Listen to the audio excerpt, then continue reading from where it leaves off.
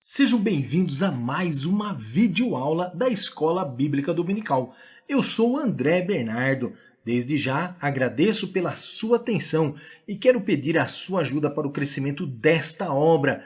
Inscreva-se em nosso canal e ative as notificações para você ser avisado quando postarmos novos vídeos. Dê o like no gostei para o nosso vídeo ser recomendado a mais pessoas pela plataforma do YouTube.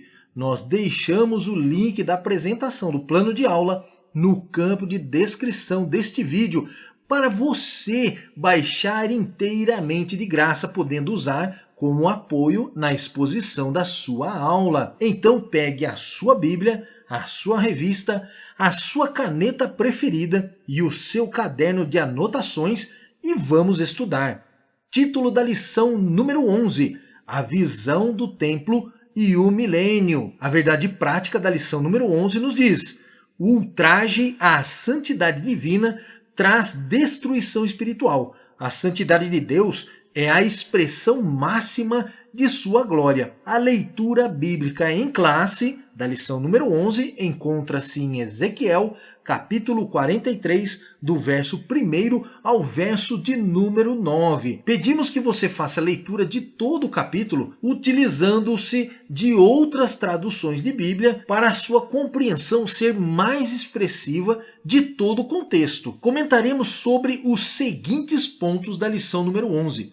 Primeiro ponto, sobre o que vem depois da restauração. Segundo ponto, o templo do milênio. E terceiro ponto, santidade e glória. A palavra-chave da lição número 11 diz santidade. Guarde essa palavra no seu coração. Santidade. Ponto de atenção da lição número 11. Neste plano de aula, veremos que após a restauração completa da nação de Israel, o novo templo, o templo do milênio, será estabelecido a partir de uma nova dispersão. Definição do termo santidade. Santidade é a qualidade ou característica de quem pode ser considerado santo, ou seja, dotado de virtudes, inocência, piedade e pureza. Primeiro ponto, o que vem depois da restauração? A porta oriental do templo. Os capítulos 40 a 42 descrevem o complexo do templo com suas áreas, espaços, dimensões, mas só no capítulo 43, do verso 1 a 12, que a glória de Deus aparece. A intenção do Espírito Santo é fazer o profeta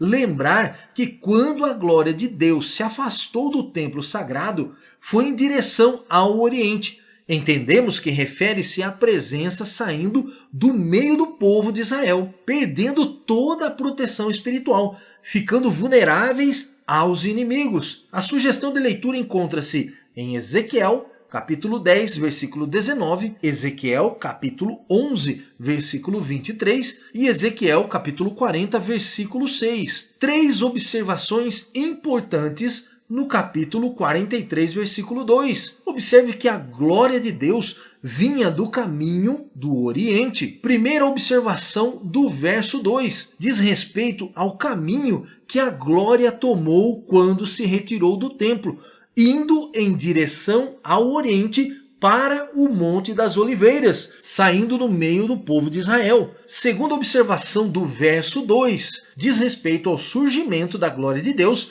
vindo do Oriente, do Monte das Oliveiras, revelando também que o Messias, Jesus Cristo, virá para reinar no milênio. Terceira observação do verso 2. Como no início do livro, em que o profeta teve sua primeira visão, ouvindo o som das asas dos seres viventes, como som de muitas águas, novamente houve o mesmo som, reconhecendo o grande e imenso poder retornando para o templo santo. A sugestão de leitura encontra-se em Ezequiel, capítulo 1, versículo 24, Isaías, capítulo 6, versículo 3, e Gálatas capítulo 4, verso 4 e 5. As reminiscências, a comunicação profética e a estrutura dos discursos continuam na mesma forma da atividade profética de antes, ou seja, o profeta é levado em espírito. Reminiscências são memórias do passado, ou seja, Ezequiel se lembra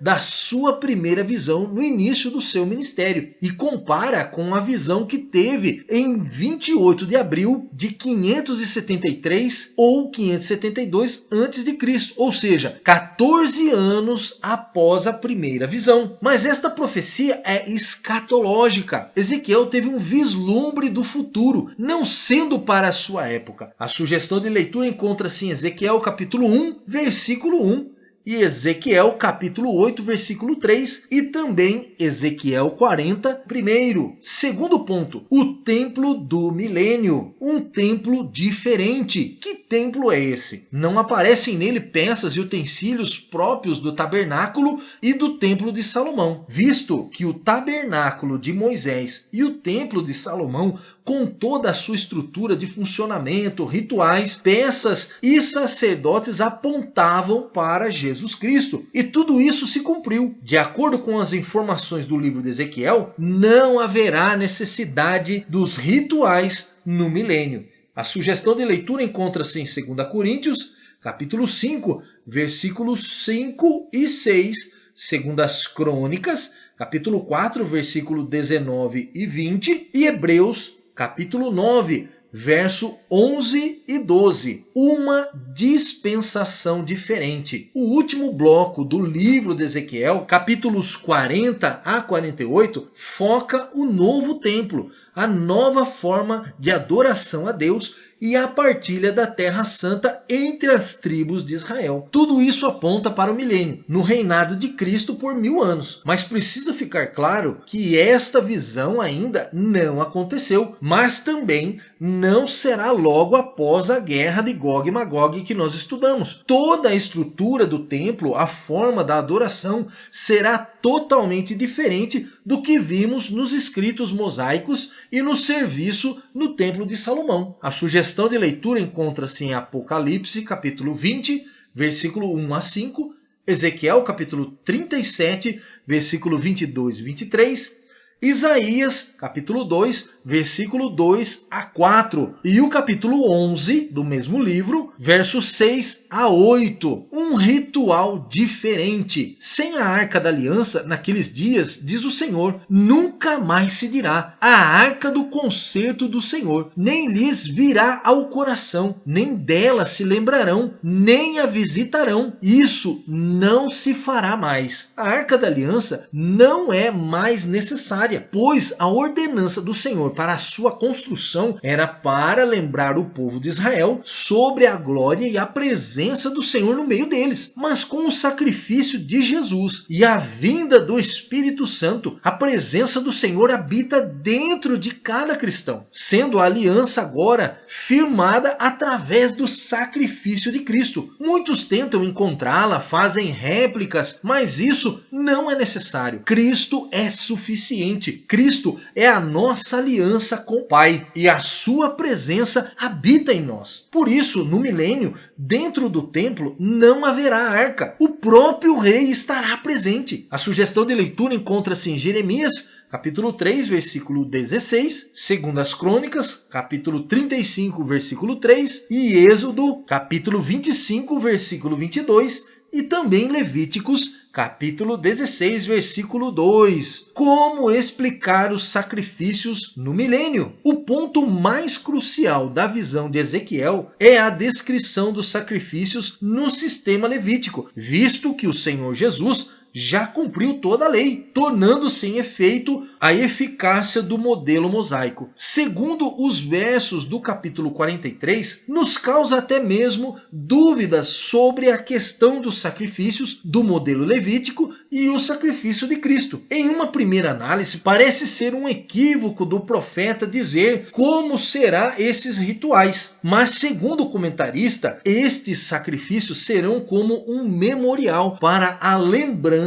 do grande e suficiente sacrifício de Cristo. Da mesma forma como celebramos a Santa Ceia, com o objetivo de nos lembrarmos do grande ato de amor de Cristo, estes terão os mesmos sentidos. A sugestão de leitura encontra-se em Ezequiel, capítulo 43, verso 18 a 27, Hebreus, capítulo 9, do verso 10 a 15, e Mateus, capítulo 26, versículo 29. Terceiro ponto: santidade e glória. A glória de Deus volta ao templo. O Espírito Santo levou Ezequiel para o átrio interior do templo, como havia feito anteriormente no capítulo 8, como vimos na lição número 4 da revista. Ezequiel presencia a glória de Deus em dois momentos. No primeiro, um momento triste, doloroso, pois o Senhor o levou para dentro do templo em Jerusalém e lá ele vê a glória de Deus se retirando. Ezequiel era sacerdote, foi criado dentro daquele lugar. Ele sabia por fatos verídicos que o Senhor habitava naquele lugar. E agora ver a presença se retirando foi muito doloroso. Mas o Senhor reserva a Ezequiel um segundo momento, que renova suas forças, pois esta visão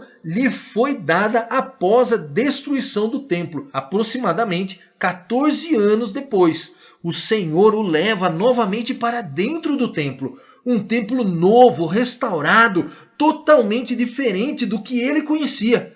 Então avista a chegada novamente da glória do Senhor, entrando pelos portões, chegando até o interior do santuário. A sugestão de leitura encontra-se em Êxodo, capítulo 40, versículo 34 e 35, Ezequiel, capítulo 43, versículo 4 e 5, e 2 Crônicas, capítulo 7, versículo 12. A identidade do guia celestial. Na sua visão, Ezequiel viu no interior do templo um personagem que diz ao profeta: um homem se pôs junto a mim. O próprio Deus se apresenta ao profeta e fala que aquele lugar é o lugar do seu trono e o lugar da planta dos seus pés, simbolizando que para sempre ele estará no meio do seu povo, nunca mais sairá, e naquele lugar não haverá espaço para abominações, pois a santidade de Deus tomará conta daquele ambiente.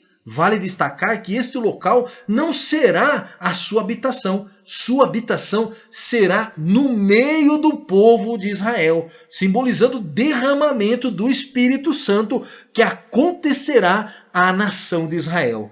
A sugestão de leitura encontra-se em Ezequiel, capítulo 43, versículos 6 e 8, e Joel, capítulo 2, versículo 28, que fala a respeito do derramamento do Espírito Santo. Santidade para sempre. Assim como a idolatria foi erradicada definitivamente do meio do povo de Israel durante o exílio na Babilônia, do mesmo modo todas as abominações e prostituição desaparecerão do meio do povo. A santidade de Deus é um dos seus atributos mais solenes descritos em toda a Bíblia. E no milênio, no templo restaurado, não entrará coisa impura na cidade santa. Percebemos que não será apenas no interior do templo, mas em toda a área territorial. Ezequiel anuncia que isso não será um aviso apenas, mas uma lei perpétua. A sugestão de leitura encontra-se em 1 Samuel, capítulo 2, versículo 2, Isaías, capítulo 52, versículo 1 e Ezequiel, capítulo 43, versículo 12. Conclusão da lição número 11. As visões que Ezequiel teve lhes mostraram muitas coisas